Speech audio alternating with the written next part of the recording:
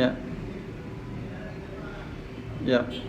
So, yeah. So I'm just really disappointed with the Australian government. And the other thing I should mention is that I come into the embassy here and there's not one picture of a kangaroo other than on the emblem. There's no picture of Gold Coast or no picture of Ayers Rock. There's just some pictures of ex-prime ministers and that. And if I was seeking immigration to Australia and coming to the embassy, I'd like Australia represented a lot better than a model of a bridge that we built in Vietnam and a couple of flags. I don't know who decided that they didn't need to actually promote Australia at the embassy, but I think you should promote Australia and our values and our culture and what we've got to offer. Maybe like all of the mining stuff that we've got and. Well, inside the embassy, like when you walk into the embassy itself, there's nothing at all in there that represents Australia and says, hey, Australia's a wonderful place and have a look at the sceneries in Australia or have a look at what we export or our education or anything. But I mean, that's a side note, but all I mean is I was just a little bit disappointed.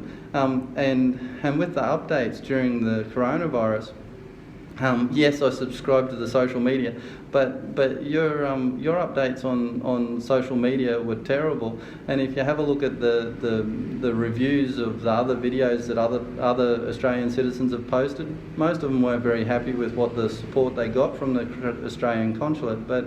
But I've been getting my updates from the US Embassy consulate because they actually tell me what the Vietnamese government was saying about the lockdowns and what the law was, even for wearing masks in public and all of those things, whereas Australia just didn't seem to tell us much at all. But anyway, so having said all of that, I'm supposed to go to a travel agent now because the Australian government won't sponsor me to be in the country even though the virus was here. Yeah, okay. All right, okay, well, that's disappointing. Okay, thanks for that. I guess when I get back to Australia, I'll complain to my MP and hopefully they'll change some of this because it's really disappointing that Australia isn't represented better here. Like if I came into this embassy as a foreigner, I'd be disappointed. I mean, like even that bridge model. The bridge model doesn't say. It says all the details about the bridge, but it doesn't say where it was built or whether the government of Australia paid for it or it doesn't. It's just a model of a bridge in the foyer. But anyway, that's just some feedback for you. But seeing as how I spent half a day getting here to try and get my visa extension, I thought, well, might as well give you some feedback while I'm here. Anyway, all right. Thanks for that, and thanks for stamping the documents the other day for my no impediment to marriage. That was good. It was good of you to do that, and at least that part of the operation worked well.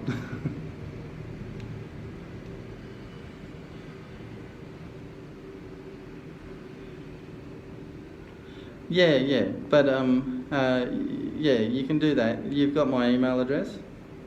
Yeah.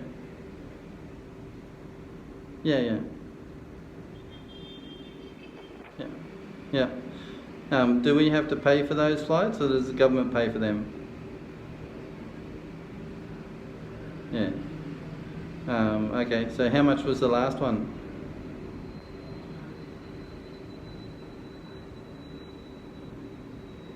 Ah, okay.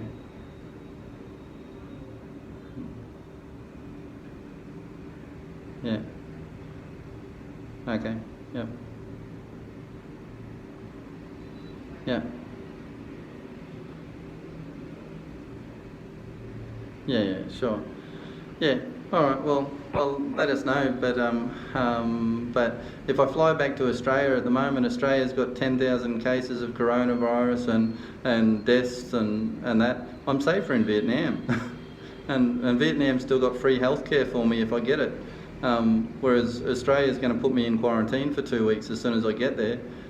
There's no advantage for me going back to Australia. I'm really feeling unloved by Australia. I think I'd rather come and live in Vietnam. You live in Vietnam, it's nice here, right?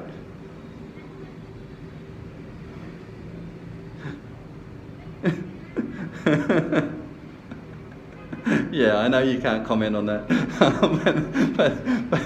but that's all right. All right, but that's how I feel about it, and and with good reason. I mean, even yesterday I was here. You had my passport. I actually assumed that you would have checked it and gone, oh, hey, you're actually outside of your visa at the moment. Did you know that? You know, but nobody did. And then I went to immigration because I thought, oh, it's no problem. You know, I'll go to immigration now. And they said, no, you've got to come back here. So all of this that you're telling me now, you could have told me yesterday.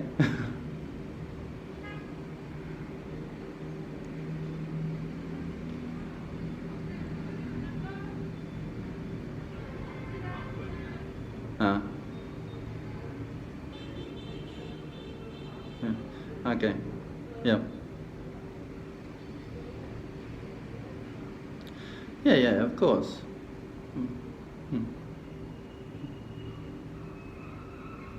Okay, all right. It's not part of your job.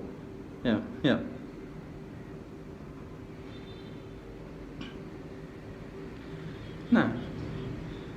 No, but we're Australian citizens and we're in a foreign country, and you know, you'd expect the embassy to give you some advice about what you should and shouldn't do in a foreign country. But anyway, like you say, it's not part of your job. So.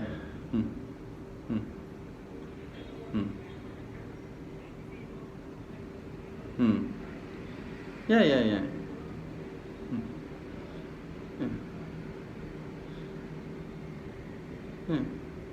Yeah, I understand. Like I'm getting it loud and clear. The Australian government doesn't want to take any responsibility for its citizens. And if I'd seen some of the YouTube videos of Australian citizens overseas, I probably wouldn't want to take responsibility for them either. But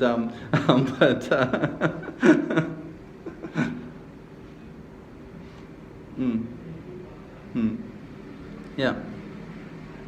Yeah, oh yeah, you definitely don't want to help if I get into trouble with the police. I understand that. Yeah, that's right. Okay.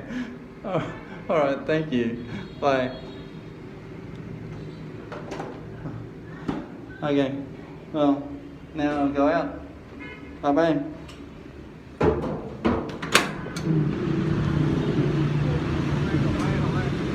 Okay.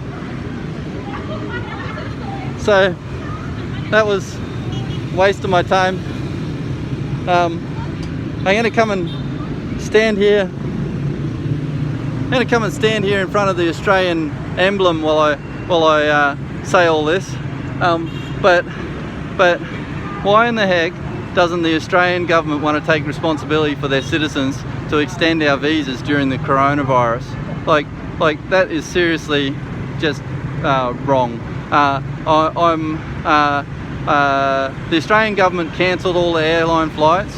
The Australian government forced all of the businesses, which I've got one of in Australia, to go broke because they put us all out of work overnight. So they put me in a position where I'm out of work, got less money, I'm in a foreign country, and there's no flights back home. And she's in there saying, oh no, we won't sponsor you, because if we do and you have any problem with the police or immigration or that, legally, because we sponsored you, we have to take care of you and do something about it, and we're definitely not going to do that. And it's not her job anyway. She's not normally in immigration, she's normally a consular official. Well, I spoke to her yesterday, and you know, yesterday she could have given me some advice and said, hey, you don't need to waste your day coming back here today because you need to be sponsored by a travel agency.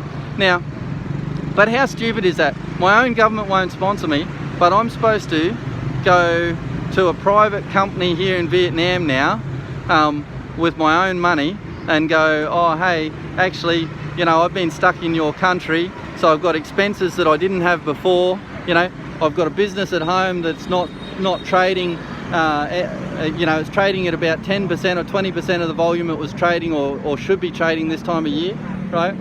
Because the Australian government sent it broke, right? Sent everybody out of work. And then I've got to get this private company in Vietnam to sponsor me, and they take my passport away for 2 weeks. So then I'm a white guy walking around Vietnam for 2 weeks without a valid visa or a valid passport, without the original document, just with a photocopy. She said, take a photocopy, and then everybody will know. You know, mate, I can assure you, if you get stopped on the street by one of those guys, and they've all, you know, got guns and stuff, you don't want to be there with a photocopy of your passport trying to explain it when they can't speak English.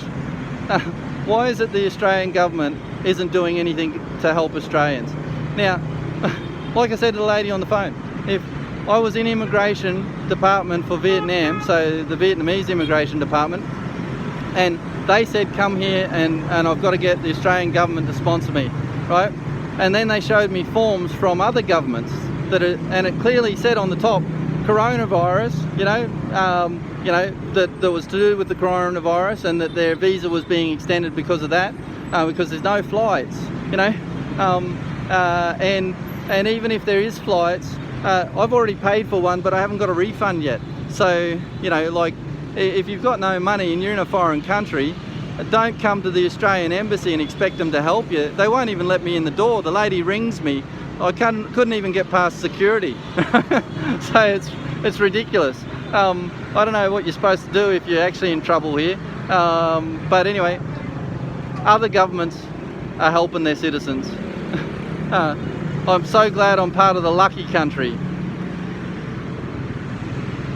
Yep, I don't feel very lucky at the moment because Vietnamese citizens over here, free healthcare for if you get the coronavirus. Even if you're in quarantine, they've quarantined a lot of people. Those people are getting fed for free. Government's looking after them. Foreign citizens come here, free healthcare for the coronavirus. They flew all of their citizens back to Vietnam. I don't know.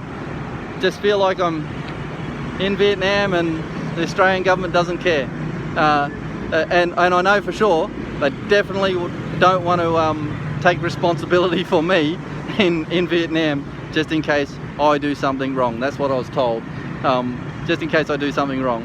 Now, I don't have any criminal record, I don't have anything intention of doing anything wrong, but I'm supposed to shoulder that responsibility on a private company here, and then they take my passport, and what they normally do is they normally get a runner to take your passport to the border, go across the border, get it stamped, and then run it back, and it takes 2 weeks, sometimes.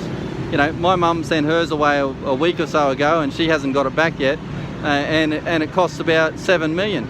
So because of the government shutting down all the flights and doing all of this crap,